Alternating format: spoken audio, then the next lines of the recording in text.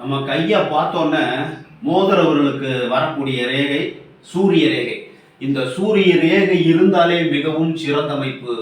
இதுல சூரிய ரேகையில கிளை வருதுன்னு வச்சுங்க, அதிர்ஷ்டத்திலும் பல மடங்கு அதிர்ஷ்டத்தை கொடுக்கக்கூடியது ஒரு கோடீஸ்வர நிலை.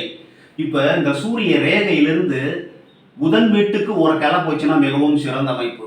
புதன் வீட்டுக்கு போச்சுன்னா வியாபார துறையில் கொடிகட்டி பறப்பதற்கு வாய்ப்புண்டு.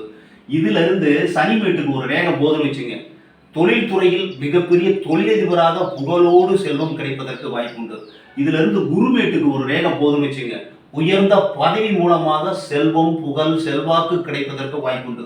சூரிய ரேகை இருந்தாலே மிகவும் அதிர்ஷ்டமான அமைப்பு. சூரிய ரேகையில் கிளை இருந்தால் அதிர்ஷ்டத்திலும் பல மடங்கு கோடிகளில் சம்பாதிக்கக்கூடிய ஒரு அமைப்பு உருவாகும்.